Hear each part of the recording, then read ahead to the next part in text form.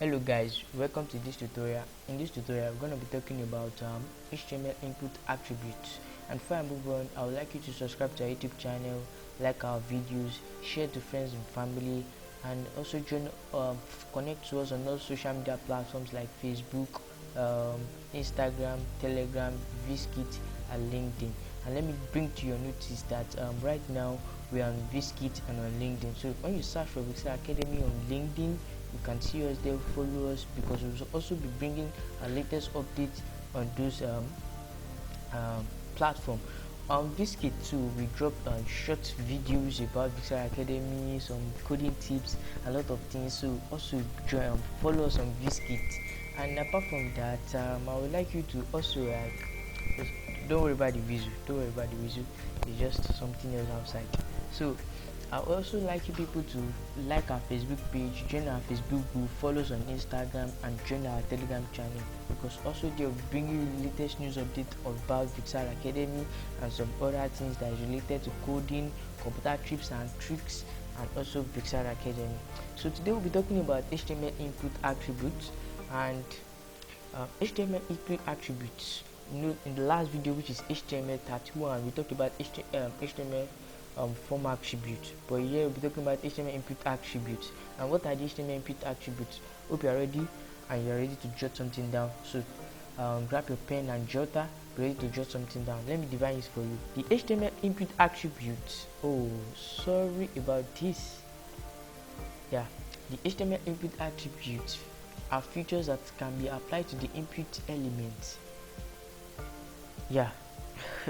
These are features that can be applied to the input element. These properties provide the input element with new capabilities and behaviors. So you can also write that way. The HTML input attributes are properties that provide the input element new capabilities and behavior, and they are features that can be applied to the input element. You just make it have more features to perform more functions and to have more new capabilities and behavior for you to be able to do things cannot be able to do before. So right now we'll go there, and the first attribute to be talking about is the required attribute. And in our last tutorial, which you can also see here on the screen, I used the required attribute and I said I'm going to be talking about it in this tutorial. So guys, I would love you to pay a lot of attention so you can grab everything I'm going to be teaching you in this tutorial. So I'm not going to cancel the form, but I'm going to clear off every other tags and forms and attribute and every other codes in between the opening and the closing tag of the form, of the HTML form. So I'm going to leave it like this. And then I told you we talked about the required attribute. So first of all, let's just create a input field that I'll be collecting first name, and it's going to be having the required attribute. I'm going to define it for you because I know you people know how to use the required attribute because I showed you in the last tutorial.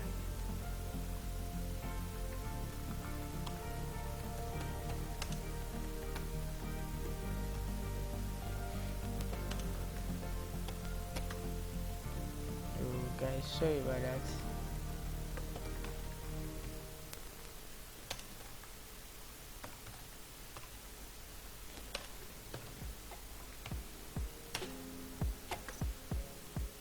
So I know back in some of our tutorials I told you that we'll be making use of the comments, so I just want to put in my comments. Yeah, so I'm just gonna write HTML form input type text first name.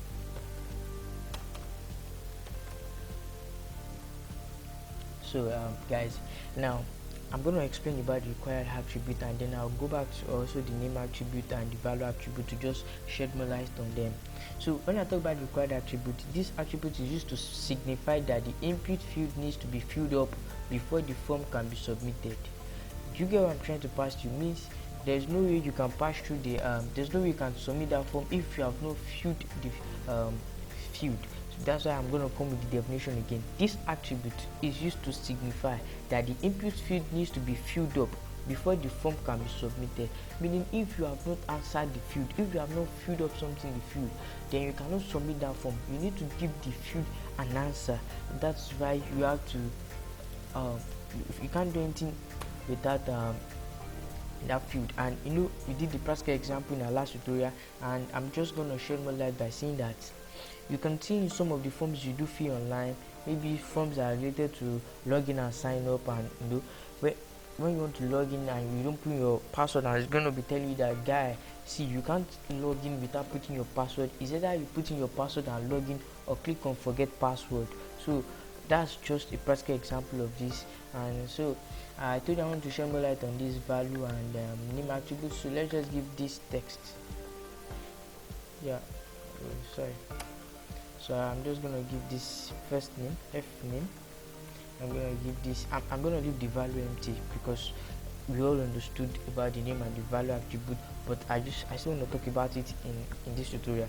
So when we mean the name attribute, the name attribute is that name that the form input will be named after, and this is the value given to the name attribute will be the word that will be sent to the DOM, and it will be in form of name and value. And also the value attribute takes in the value attribute. Why I left it empty is because what the users will fill out in the web page will be what it will be replaced with. So the moment the users fill something or input any kind of data into the HTML form on the web browser, then it will be filled up here in between of these two double quotation marks, and that will be what the value attribute will be assigned to. And then at the back of the browser, that's when we do expect element, it will be f name and then equals to, which you can also see at the top of the web browser. If you have a method is equals to get, and then what the users fills into here in the web browser will be here. So if the user can fill in here Vicsad, then it will send it to the browser as Vicsad, something like that. Even though what I wrote here was not correct, I was just supposed to put text. So you get my point.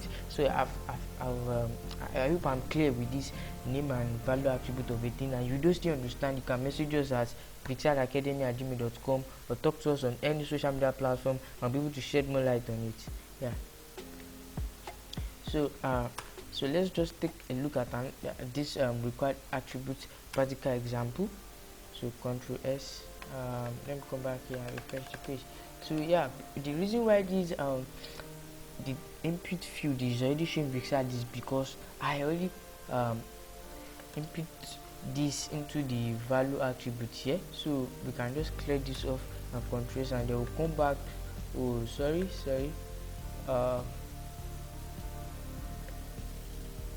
Let's just and then we'll come back here to refresh the page, and then we can't see anything. So for us to be able to know the form, how the required attribute work, we have to put in the submit button.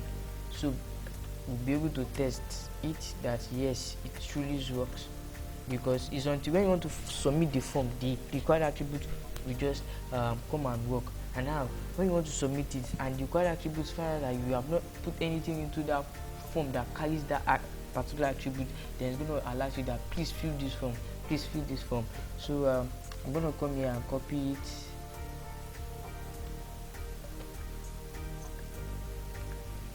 So I'm going to come here and put submit.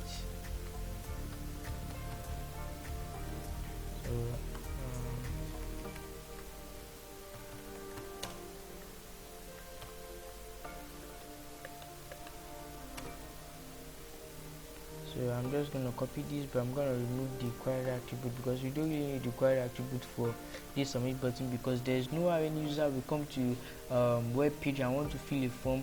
There's no how he or she will not click on the submit button, because that is where we make the data inside the form, or the data that the browser has input inside the form, to be sent to the server. So I'm just going to clear this off. So I'm going to give it my value, since users are not allowed to, users don't need to give this a value. So I'm going to give it also the name of submit, and I'll give this submit.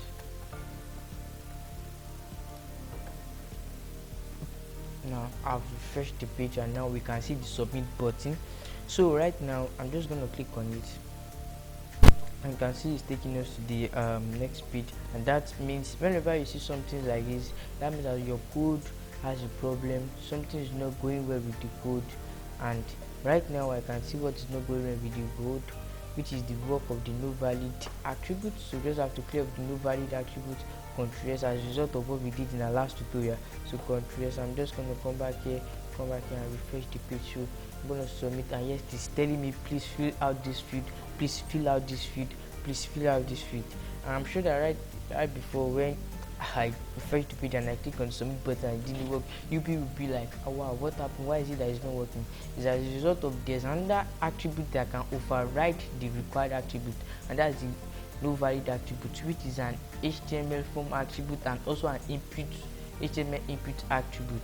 So right now the required attribute, you can see it won't perform work here. I've not input anything here, but I just want to submit, and it's telling me that please fill out this field, please fill out this field. And I hope you guys understand how the required attribute works, and if you don't understand, watch this video over again. Also go back to our last tutorial where we make use of it. Thank you very much. So the next on the list is the read-only attributes. And so when we talk about the read-only attributes, what do we mean by the read-only attributes? We will go for the name read-only, meaning you are not capable of inputting anything. You are not capable of sorry about that. Not capable of input anything. You cannot input anything inside the text field, password field, or the input type field, or you cannot make use of the input type attribute as a user. You're only capable of seeing what's inside the input type attribute, capable of copying what is inside, but you cannot edit it, and that's what we mean by the read-only attribute. So let me just give you a simple definition about that. It is not editable. A readable element is nothing less sent when the corresponding form is submitted. When I input it as an attribute of read-only, it means users cannot modify or change the value of the input field, but can only highlight and also copy it. So what I mean by this, it means let me just give you the definition. But what I mean by this is that is what I just explained before. You can't edit it, but can only copy it and look at it.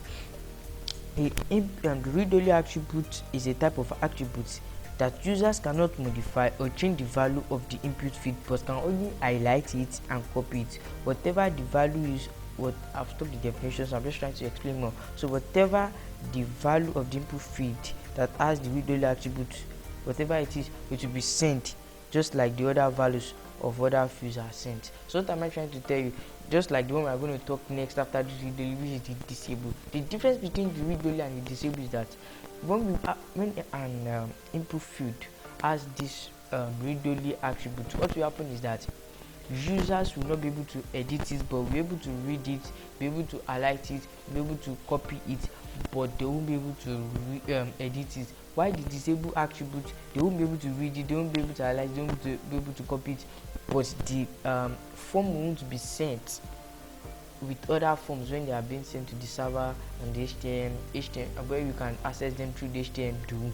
So meaning when we send an input form, let me send an input form, and one of the input type attributes as a attribute, as one of the input elements, yes, as an attribute known as the read-only, which we are talking about right now.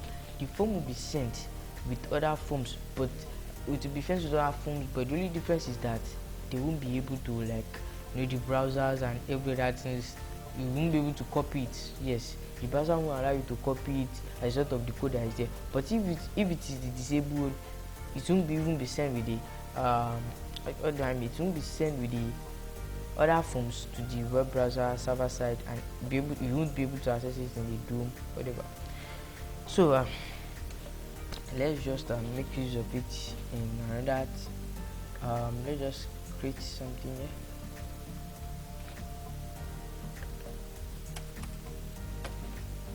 So I'm gonna give it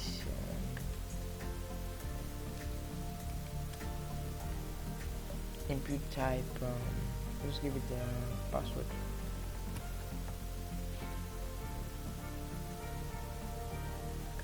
Oh, it should be password. It should be text type. It should be password also.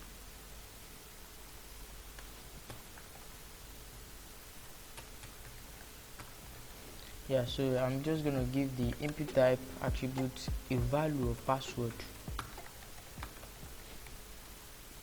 I'm gonna give this also password.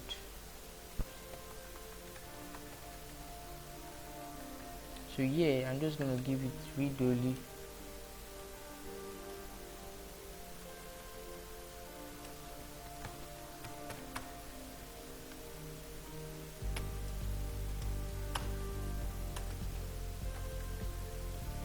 So I'm gonna come here and refresh the page.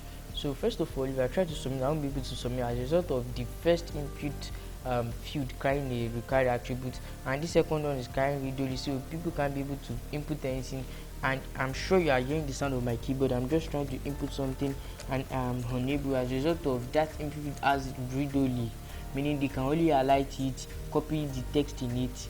But why is it that they won't be able to copy any text in this? As a result of there is no text in the value, because the value, anything input into the value attribute will be the what will be displayed here. And if you don't input anything into the value attribute, it won't be displayed, but users will be able to display. But as for this, is carrying an attribute called the read only attribute, which allows users to be able to highlight and copy, but never be able to edit it. So for that, we just have to leave it that way. So how can they know that there is a text in it? We just have to give it something here. So let's just write in our password.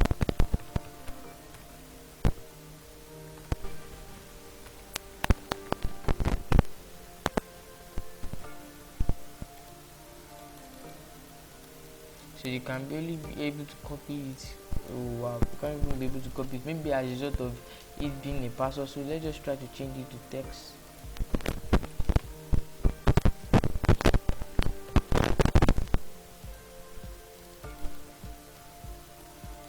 Yeah, so you can't be able to copy it as a result of it being a password. Do you get my point? You can't even be able to copy it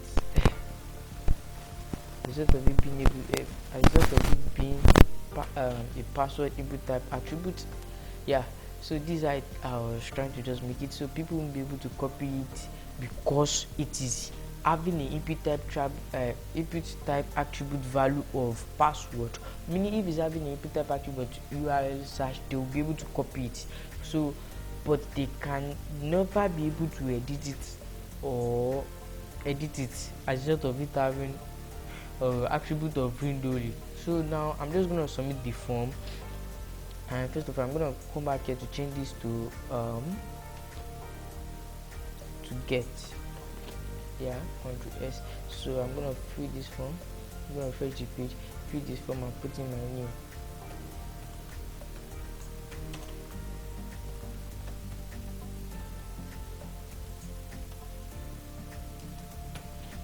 So I'm just going to submit the form.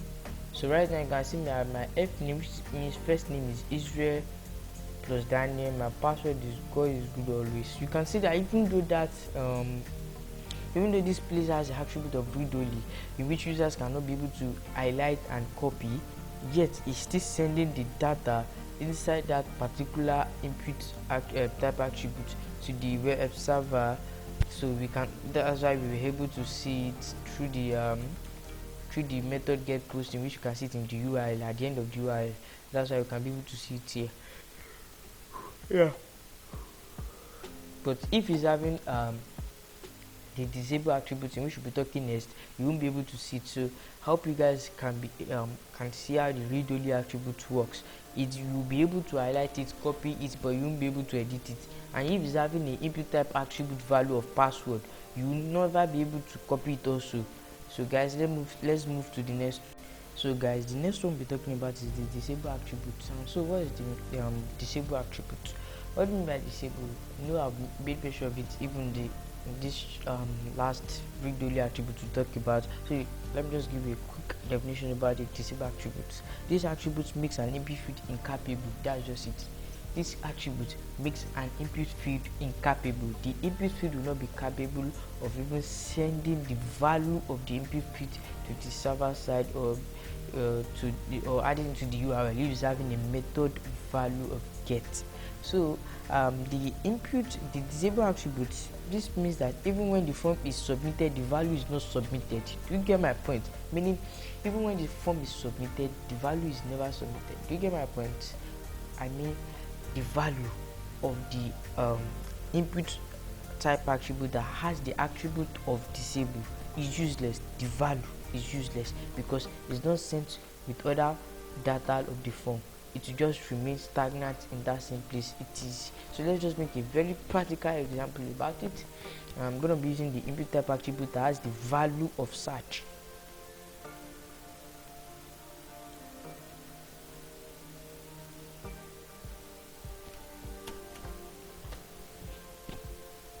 So just give this search.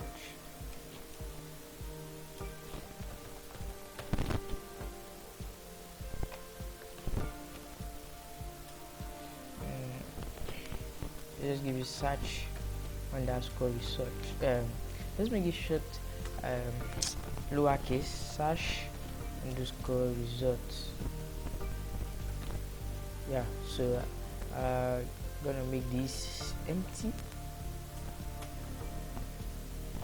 So just gonna come here and give it disable. Yeah. So Control S. Right now, the search input type attributes, the value attribute that is inside this input field has no value. The value attribute has no value right now, but I'm still gonna give it a value. But let's just save it and refresh the page and then see something different. So right now, can you see that even this input field is, yeah, if you are not capable of even copying something out of it because it is disabled. And I told you that the major difference between the disabled attribute and the read-only attribute is that in the read-only attribute you are capable of highlighting, apart from highlighting, capable of copying, except if it's having the input type attribute value of password. But the major difference is that in the read-only is, even though you can highlight and copy, but you cannot edit, it will still send it to the form data. But in the disable, it will not allow you, it will not even send it, it will just remain stagnant. The value of that input type attribute that is having the disable attribute will not be submitted. So right now, let's just give it a value of want to search about Vicsad Academy.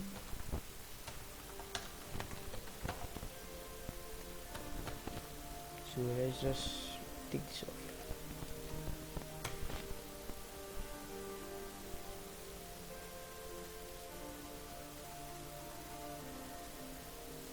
Yes, we can still copy it. Can you see? So we can, even though we can still copy the value, but the only major difference between both is that this I can copy. That is the similarity behind them. I can highlight, I can copy, but the difference is that this, when I submit, it will submit it with it, in which you see at the end of the URL here, but this will not submit with it. So let's just submit it. But remember, we'll never be able to submit it as a result of this kind of required attributes. So whenever I want to submit, it will tell us that please fill out this form. So I'm just going to fill out our name here. So guys, don't mind that.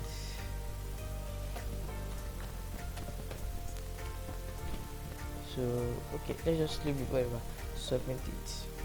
Now we can see that our first name is Vicsad Academy, our password is God is good always, even though the always is not spelled well, and we have the submit, and that's all.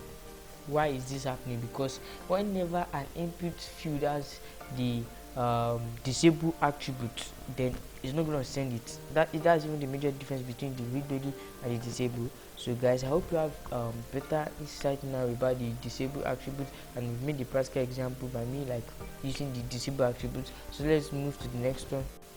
So guys, the next one I want to talk about is the autofocus attribute. So what do you mean by the autofocus attribute? What the autofocus attribute does is very easy. So I'm going to give it a short definition like I've always done to others attributes, and I'm going to be using this as a very practical example. I'm not going to be creating any input field again. So right now, let me just explain the input autofocus attribute. The input autofocus attribute specifies that an input field should automatically get focused when the page loads. Do you get my point? Immediately the page loads, then the input a particular input field should be highlighted for users to input something. The input autofocus attribute specifies that an input field should automatically get focused on when the page loads. You might not really understand this until you have a practical example, but what I'm trying to tell you that immediately the page loads, that's an action. What should happen? the next action that should happen is that a page should get focused, and then the cursor should turn to the particular stuff that blinks that you'll be able to type in. That's what the autofocus attribute is all about. So let's just write it here. Oh, I'm using capital letters is wrong, or uppercase is wrong.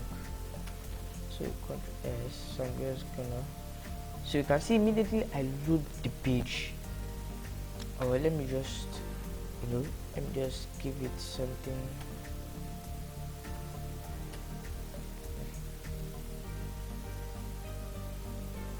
It still works. So let me just clear this off. Let me just clear it off, because I want to make you people understand this. I want to give this my best so you can get what I'm trying to pass to you, the message I'm trying to pass across to you. So I'm just gonna Ctrl X this and Ctrl S this and can refresh the page. Right now you can see that this page has nothing, and immediately I refresh this page, nothing happens, and then I have to go to the first input field to just input something. So I just go there, I do. But when I put in the autofocus attribute, the moment the page loads, the whole cursor, everything will immediately come here and to be waiting for you to just input something. Yeah, so let's come back here to just get it clear. So Ctrl V and Ctrl S, and then right now the moment I reload this page, it's just gonna bring my cursor here to turn to something like this for me to just type in. So let's reload the page. You can see immediately the whole input field border becomes like light blue, and then that thing is waiting for me to just type in. I don't need to first over to it and then click on it before I can type into it.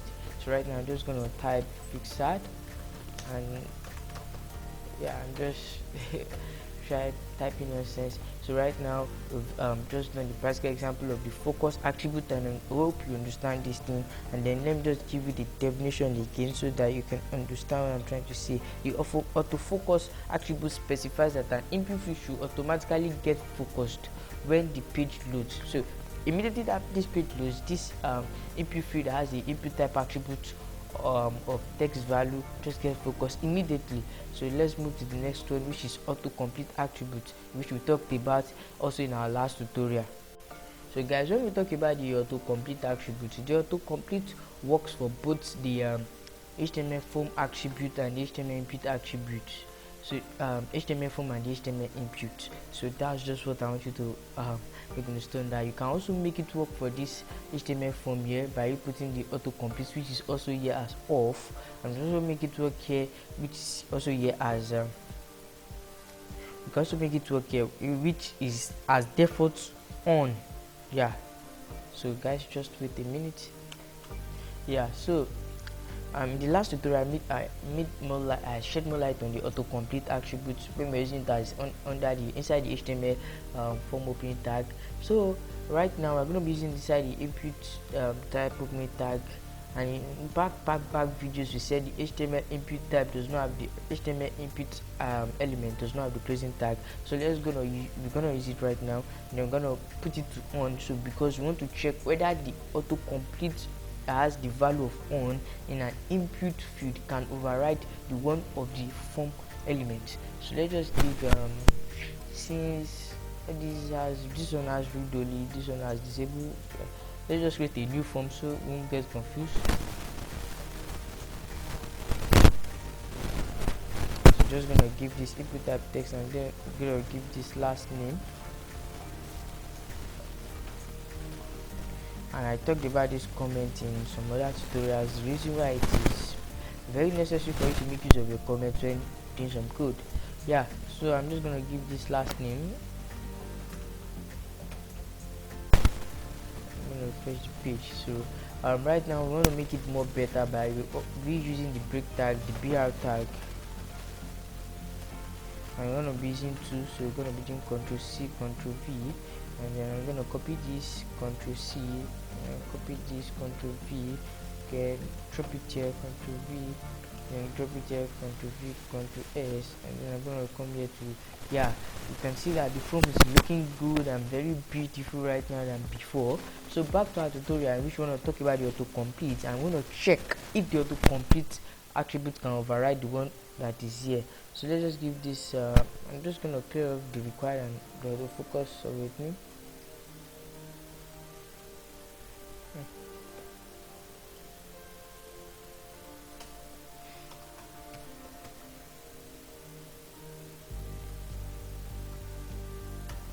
I'm gonna give it off on.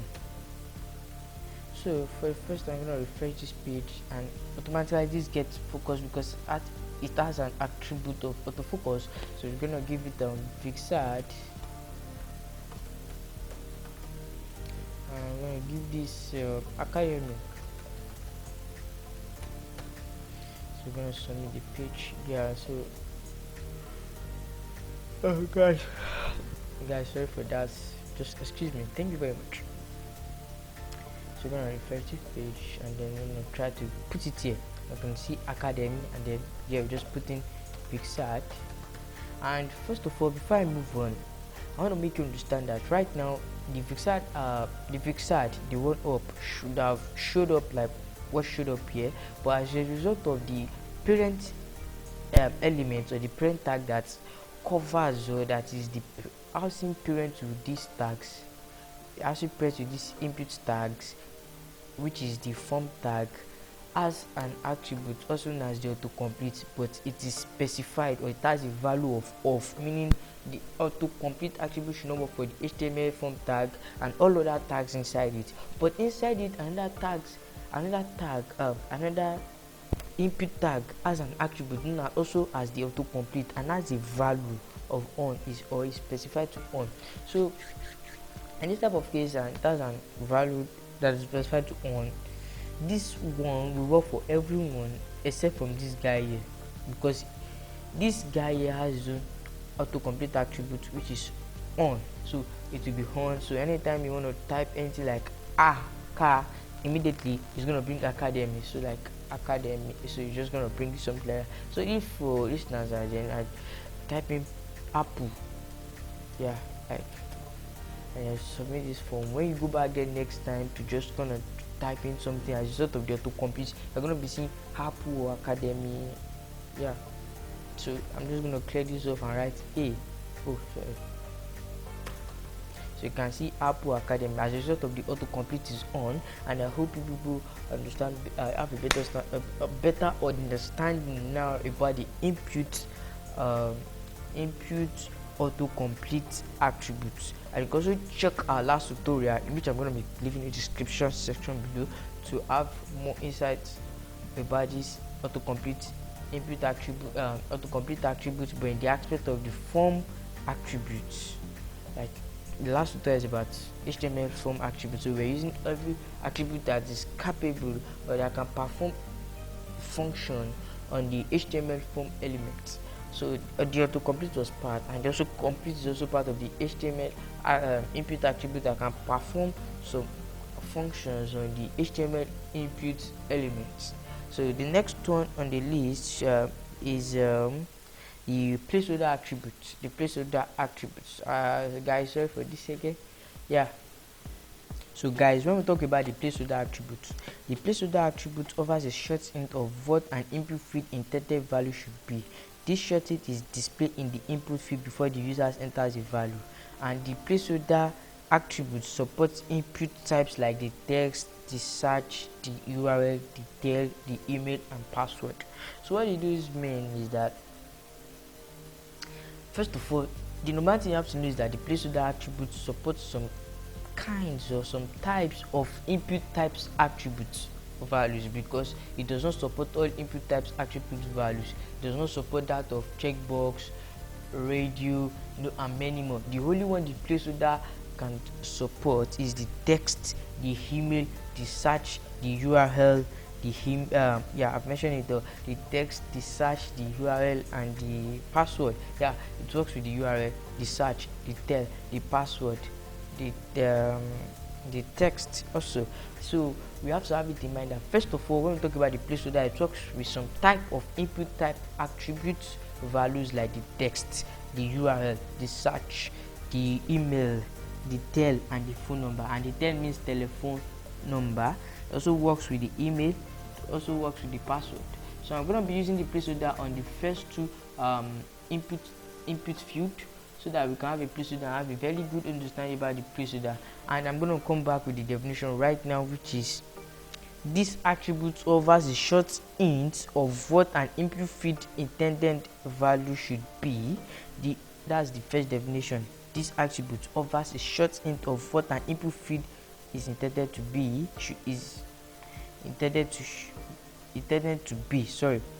This short hint is displayed in the input field before the user enters a value.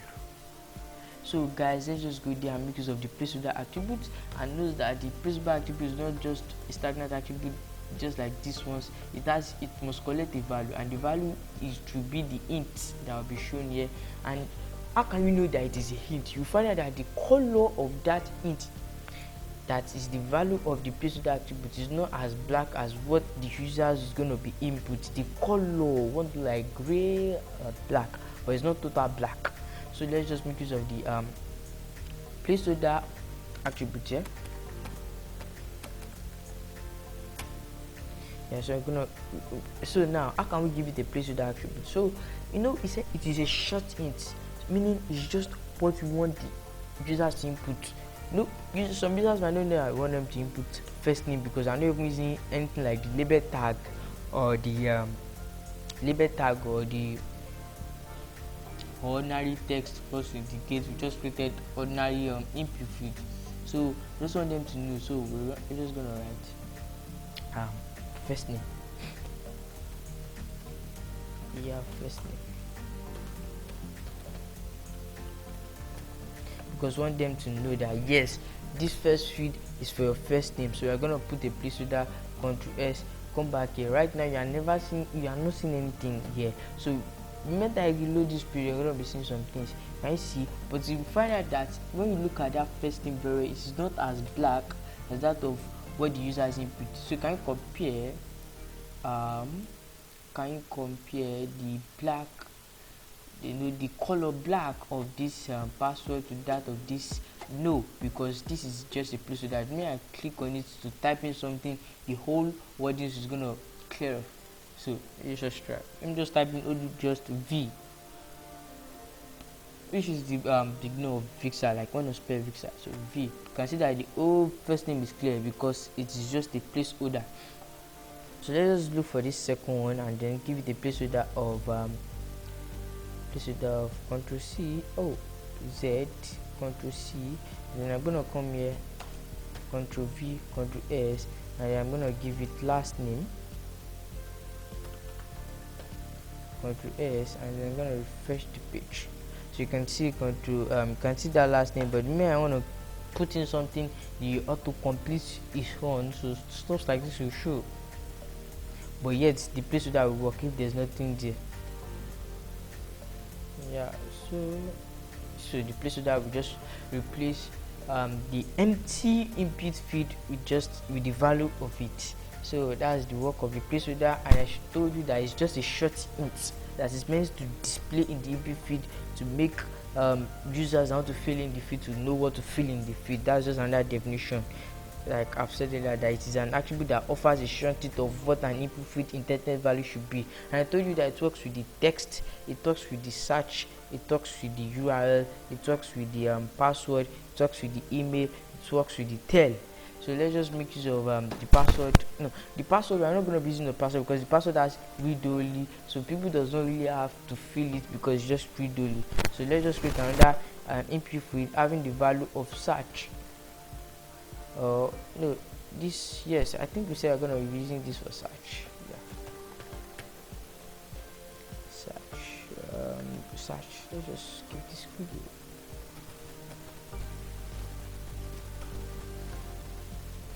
So we're gonna give this Google this search. So we're gonna give this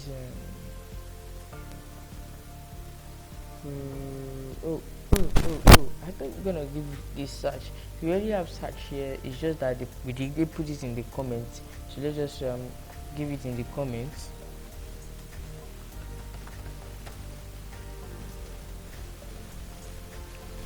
Input type search, and then we're gonna put results here.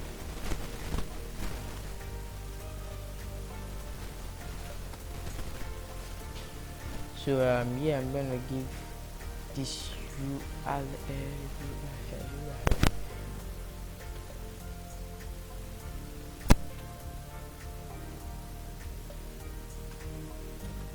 So let's just give this URL. So just clear this off. Yeah, just lowercase. Sorry guys. So yeah, we're just gonna give it link to the website. Link. Let's just give it link. Because don't want this thing to be too long. So we're gonna leave that. Okay, Ctrl S, and then we're gonna come here and give it link.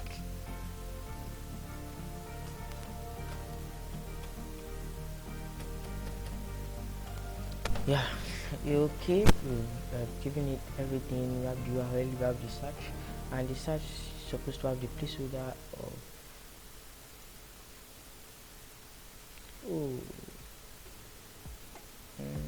I'll just copy that.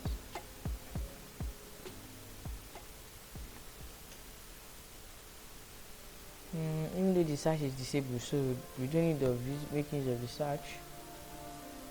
So let's give this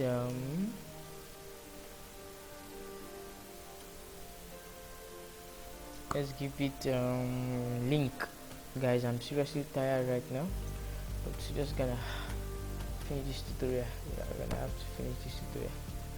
So refresh the page. We're having that of link. Okay, so this is how many forms right now? 2, 4. So let's just take it out.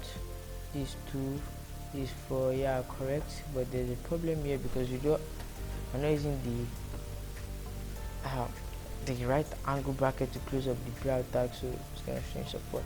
So right now, yeah, we're gonna submit, but it's not gonna allow because we have to fill in our form. I'm gonna fill in our first name, Vicsad, and as I'm looking at it, you're gonna have a problem here because that's the URL, that's the input type attribute value of URL, so it's gonna be expecting HTTP.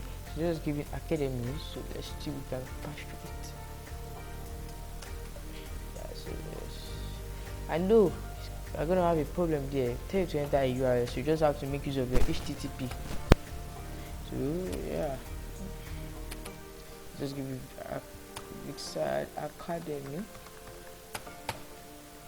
Yeah, so right now we're filling the form, so we're gonna submit. I'm gonna have the first name as Vicsad, our link as HTTP, stuff like Google Screen, and our password and everything. So that's how the that works. I thought it's just a short hint that allows users to know what to input on that particular input field. And the next one we're going to be talking about is the size attributes. Before we move on there, I want you to know that the place attributes works only with the text, the search, the URL, the tel, the email, and the password input type attributes. Let's move on to the next. So guys, the next one I want to talk about is the size attribute. So what do we call the size attribute? The size attribute can be defined as a type of HTML form input attribute that specifies the width of the HTML form input. Note, the size attribute cannot work in all input type attributes. It can only work for some input type attributes like the text, tel, email, search, URL, and password.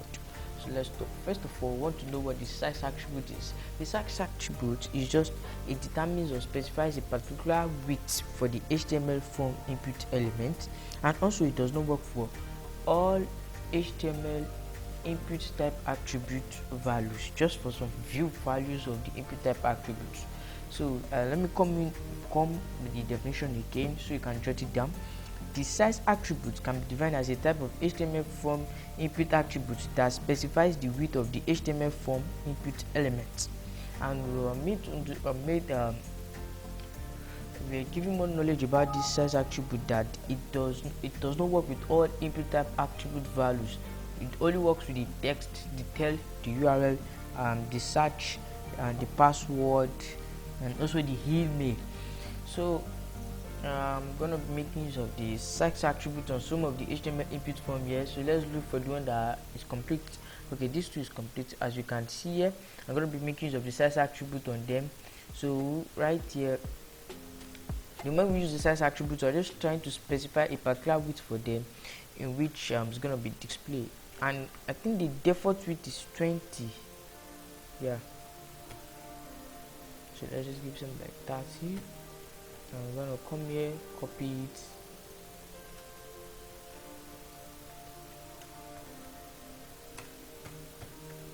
Now, I want us to understand that when we talk about the size attributes and the max length attributes, they are somehow the same, but the only difference is that the size attribute is just going to specify a particular width for the input field, and then you can type more than that width.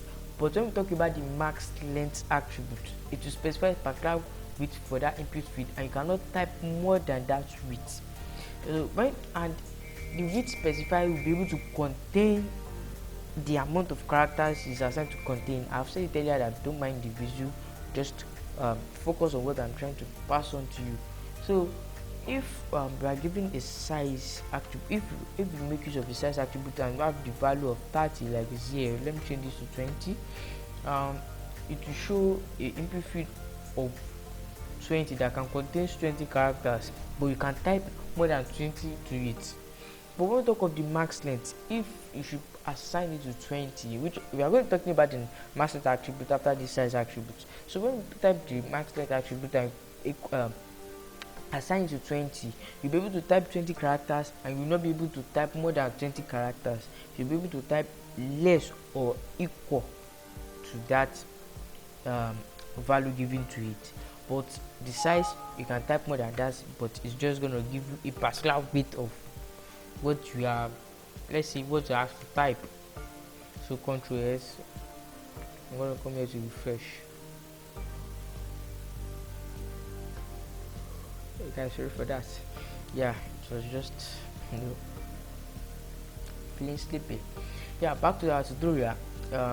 You can see that I have the size attribute of 20, and that is the default, and that's why you can see that it's still the same. But you can see that this is long. That's the size attribute of 30. So we can also make it more longer by giving a 50.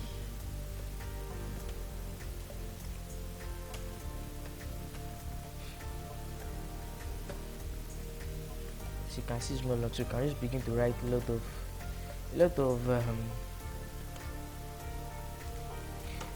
things. So we continue to write. Can you see? Continue to write, and then the thing begins to like jump pack those ones in at the backstage. Should I call it backstage? But you get my point. The size attribute to specify a particular width in which you can type in, but you can type more than the space given to you. But when we talk of the max length, you can't. So let's go to the max length. So guys, let's talk about the max length attribute. And when we mean the max length attribute, it means that we want to specify the maximum characters that can be entered into an HTML input element. You see, you want to specify the particular characters that can enter the HTML input element. So let me come again with the definition. The max element attribute is a type of attribute that specifies the maximum character that can be entered into an HTML input element. So what does this mean?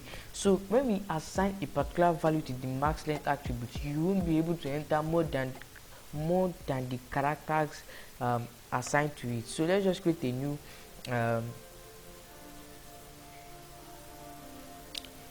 input field.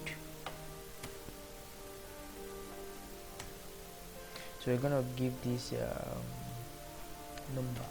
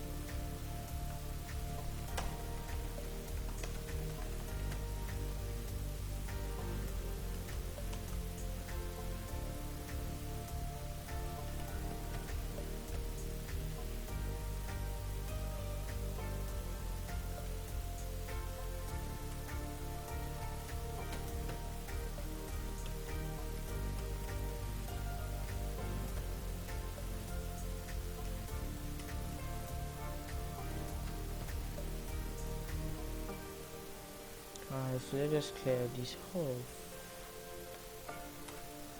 Let's give it a max length.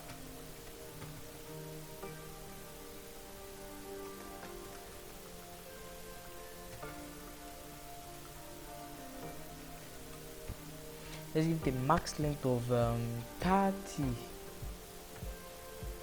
You can only write 30 numbers, or maybe let's check what the output will be, because it might be something else.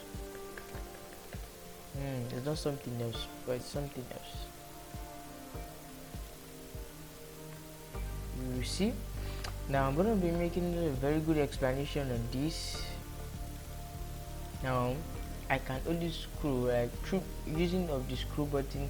I'll be able to clock 1 to 30. See, wow, it's not really working. Let me check something out. So guys, I tried to check this out, but found that the max length attribute does not work with an input type attribute with the value of number. So we're gonna give this the value of, give something like I want to make something different, yeah.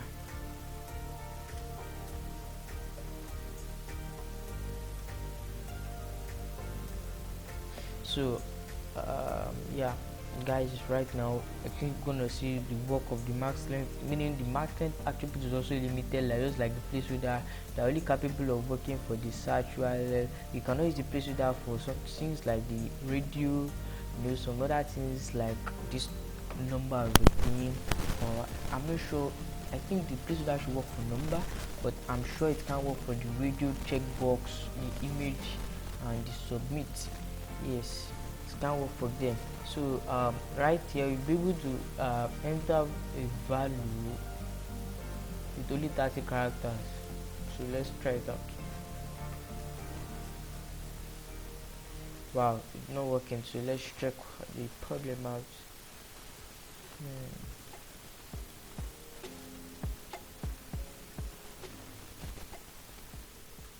So guys, if you were wondering why is it that pausing the video, though, just trying to make things sure and work out, and the truth is things have worked out. Seriously, I was thinking it's not gonna work, but it worked. I can't type anything again. Have you not seen? Okay, let me type Vicsad Academy and go on Vicsad Academy, and then Vicsad Academy. And you can see I'm unable to type again. You can see my keyboard sounding. I'm unable to type again. Sorry. You can see it's because that is limited, and you all know that this will not submit because the art is not there. That's why I saying please include an art in the email address. So the max length attribute can work for the URL, have it in mind. It can work for the text, have it in mind. Text, URL, email, password, search. But some other things like the number, it can't work for it. It can work for submit button like this. It can work for image and many more. But it can work for the text, URL, email, password, search. The URL can work for it, and I hope you are not getting confused. So right, we tested it with the number and found out that nope, it's not gonna work. We tested it with the email. We thought it's not gonna work, but it worked. So it can work for the text, URL, email, password, search, and button. So let's move to the next one. So guys, the next one I'll talk about is the min and max attribute. And the min and max attribute, just like the placeholder, some ones like the size attribute, length, max length. The min and max does not also work with many of those ones that those other attributes works with. The min and max attribute work with the range, the number, the week, the date, and the month. So without wasting time, let me just talk about the min and max attribute. When we talk of the min and max attribute, the min attribute refers to the minimum value that is permitted and acceptable for the input containing this attribute. Meaning, when you specify this attribute, the value of this attribute will be the least value that input we can accept. And when you specify a max attribute, with the value given to you will be the maximum value that MP3 can accept, and that is why a max attribute is a type of attribute that the maximum value that is permitted and acceptable for the MP3 content. That is the maximum. Yes, you don't get my point. The min-max attribute is the minimum value that is acceptable for that MP3, but when we have the max attribute, it is the maximum value that can be taken by that MP3. And we are going to be doing a very practical example. Remember I told you that this maximum and minimum attributes works only with the numbers, range, dates, months and week. So without wasting time, let's just quickly do that. So I'm just going to copy this. I'm going to copy, Ctrl V, Ctrl S. I'm going to come back here, take that off and give it min.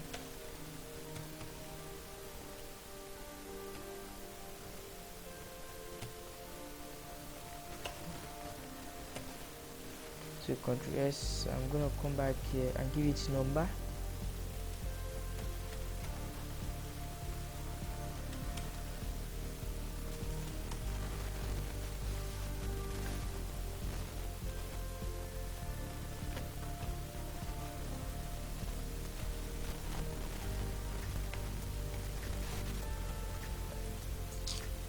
Oh man.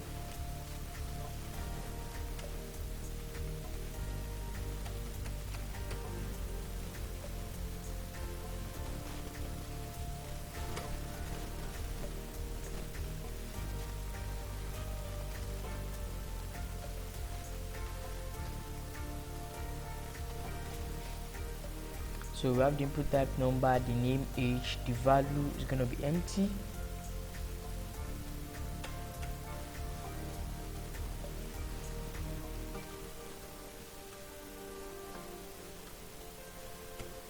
So Ctrl S. So we're going to give it a min of 10.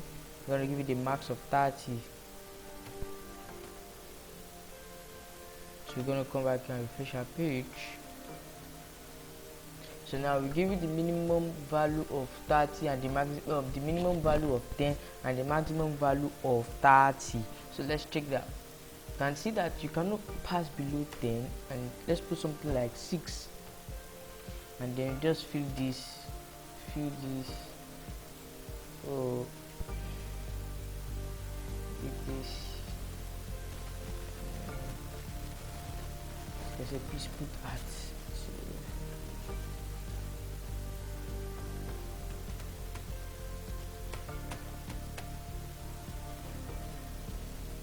you can see this is what we're trying to look for.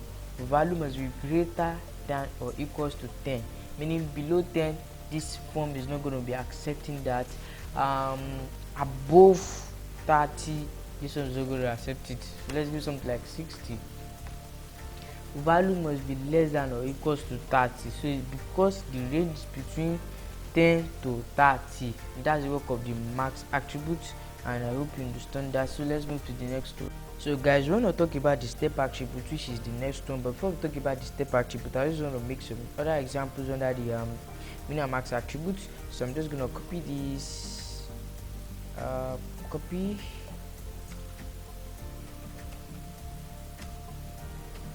and I'm going to paste and then give this an input type of range, because we talked about range. Yeah, talked about range. I said range can also work, the min and max attribute can also work with range.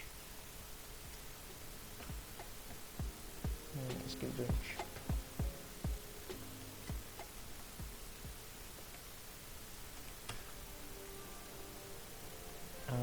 When I have the okay, yes, now the range is min and max. So we're going to also be using the step attribute, because the step attribute with the min and max attribute can also work together. So we're going to come back here to refresh the page. Yeah, so we'll have the range. So when we drag it here, we know that the value is 10. Drag it here, we know that the value is 30. You get my point? So if I should say yeah, I'm just gonna put add. gonna keep this 10 lucky number. So let's submit. Now what I'm not trying to do, I'm not trying to fill out those form to tell you, but just to tell you about the range. So because we've set it that the minimum value of the range should be 10 and the maximum value of the range should be 30, and then let's see how it goes. So you see range is equal to 30, which means we give it the maximum number, so we can just give it, and the middle number, if you should refresh the page, the middle number is 15. Yes. Oh, sorry, it's not 15 because this is 10. I thought it's 0 to 30. So I don't know the middle number, but you can only know the middle number by submitting this form and checking it through the method post.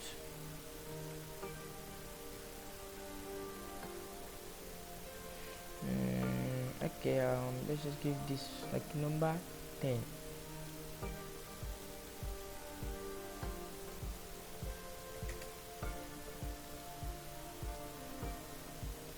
So let's just check it here.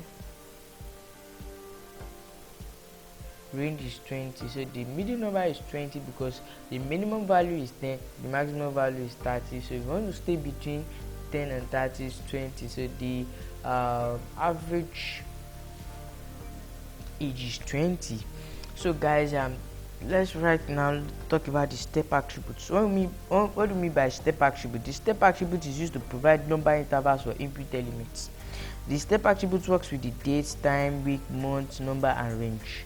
You can also use this attribute with the min and max attribute to create range that has a number intervals. So what do I mean by this?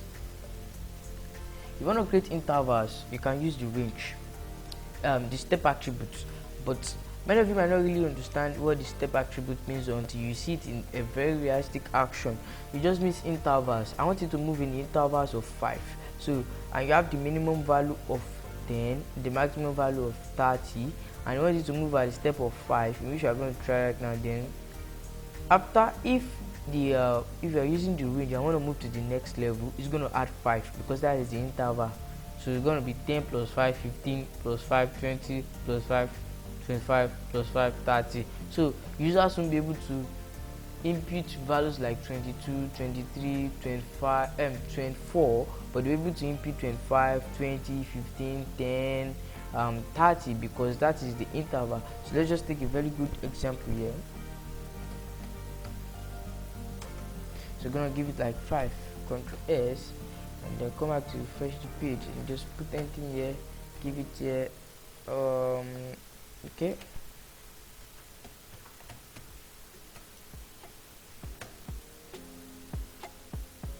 So let's just give the lucky number 10.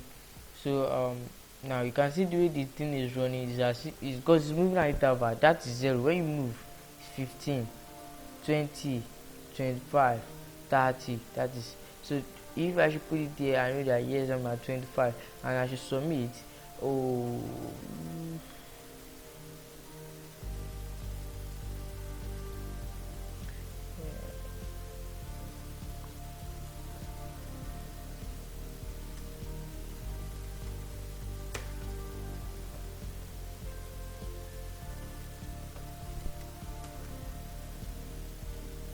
so guys, let's check that.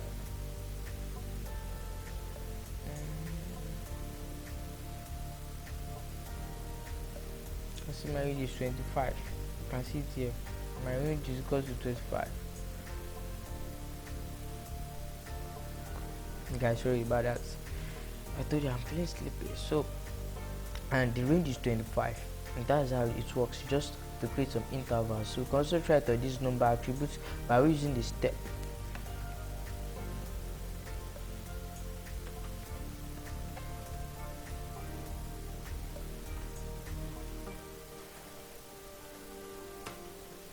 So we're gonna give this 3.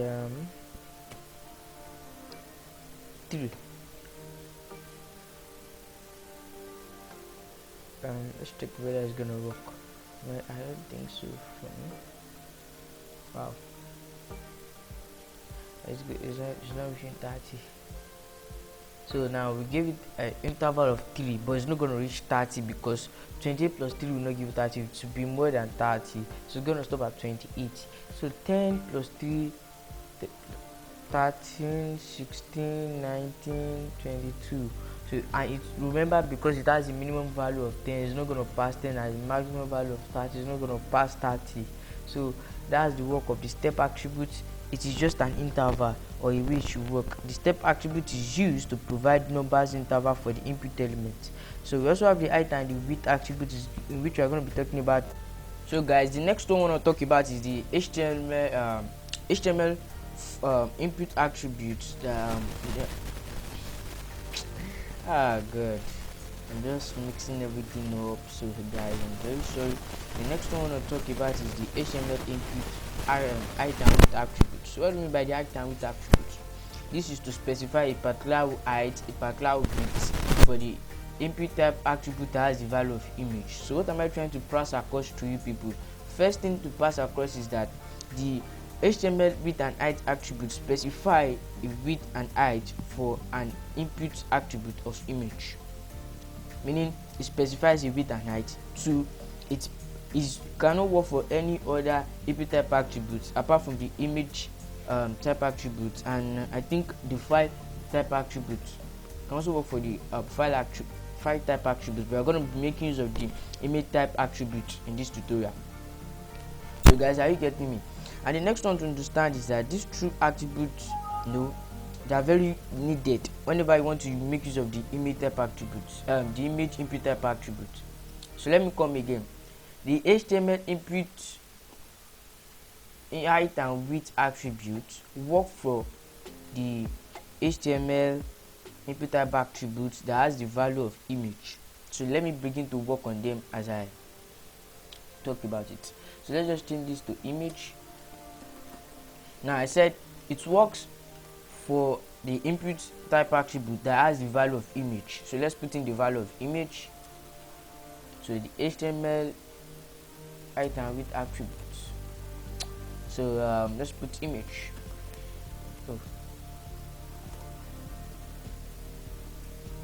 So we are still going to leave the value as name, value, submit. Now we want to put in our height and width attributes. So it's going to work because the first thing to understand is that it works with the input type attribute that has the value of image, and which is here, it has the value of image. Two is that it is used to specify a particular width for that image. But now when we save this, even before we put the height and width attribute, it's not going to show because we do have the src attribute, which serves as the source attribute of the image. So we're just going to leave it as submit.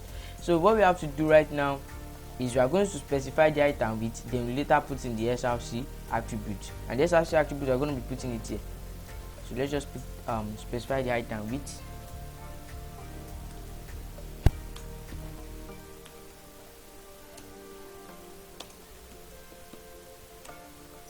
So I'm going to be giving this one let's give this something like 70 pixels, and then let's give this something like 100 pixels. So I'm going to come back and refresh the page.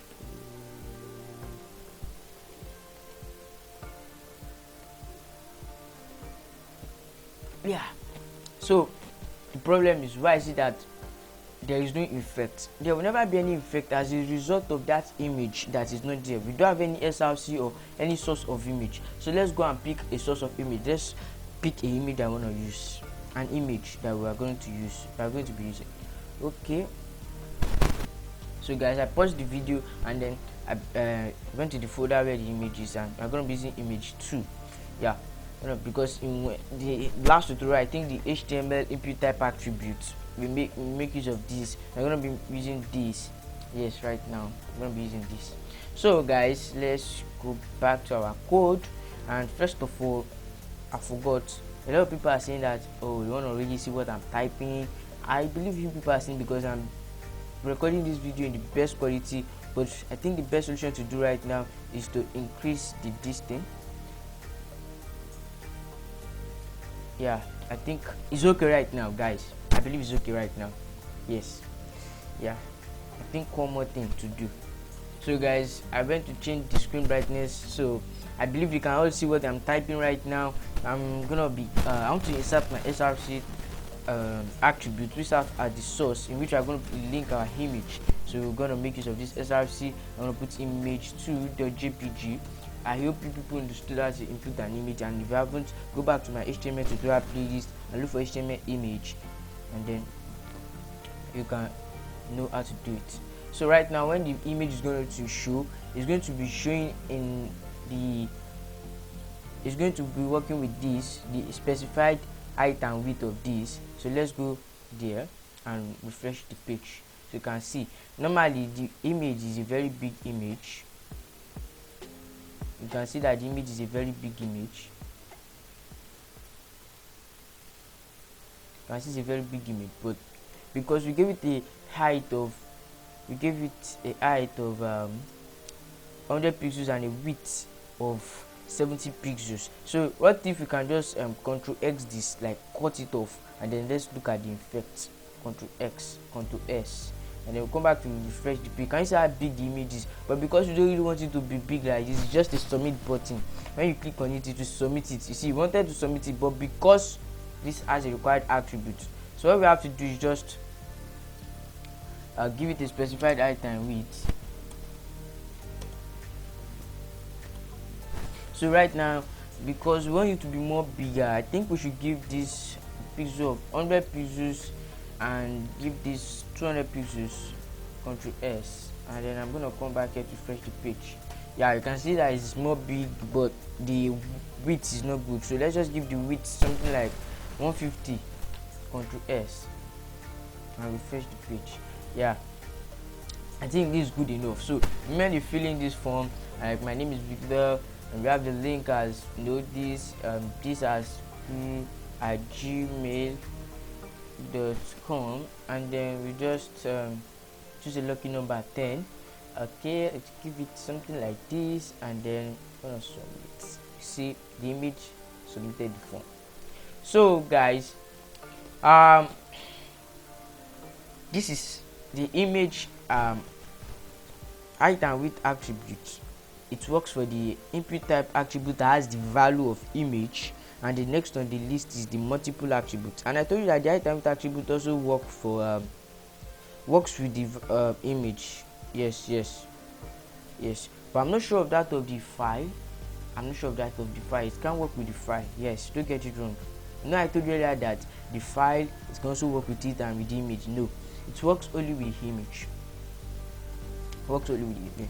And the multiple attributes works with the file. Yes, and that's the one I'm going to be talking about right now. I'm going to be talking about the multiple attributes. So what is multiple attributes? The input multiple attribute indicates that more than one value may be entered in an input field. So what does it mean? More than one value may be entered in an input field. So the input file attribute, when you have the attribute of multiple, they will be able to upload more than one file. And so let's just do a practical example of that. So I'm just going to copy this, Ctrl C, then I'm going to come back here, Ctrl V. I'm going to give this Ctrl S. Okay, I'm going to give it type file upload. So yeah, I'm going to give it the type attribute of file, since we're going to upload the file, and then give it the name as, okay, let's say now one student upload their school certificate. So because we want to quickly identify that yes, this student school certificate, we're just going to name this certificate.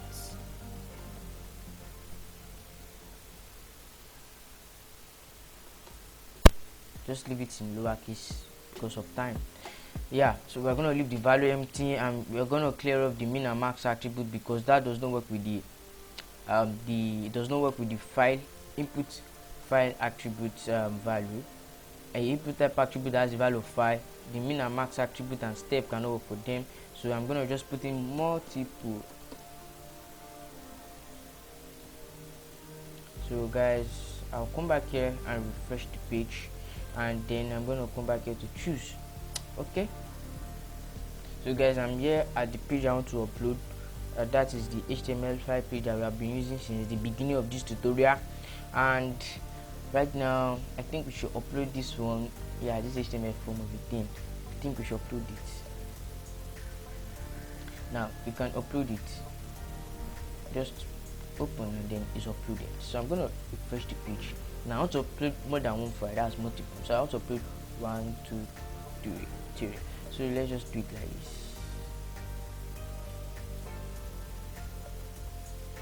Wow. Many people have been hearing the sound of my mouse. I'm just trying to highlight it, but I can't because I think the multiple attributes is not performing its work. So why is that? Okay, let's check the spelling.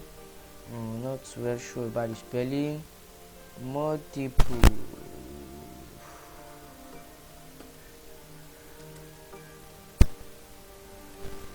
So before we refresh the page, let's just come back here. Now I've not refreshed the page, meaning the multiple attribute is not yet in action, because even as a normal beginner we explained all this to you that yes, you have to refresh the page to just make that thing happen. So guys, when the multiple attribute is not there, you won't be able to select more than one file. That's why I am not being able to highlight. I want to highlight it. So what if I'm using the shift? Wow, you see the shift is not working, the control is not working. You can only choose one. But the moment the multiple attributes is there, you'll be able to highlight 3, 10, 20, 50, 100, many more.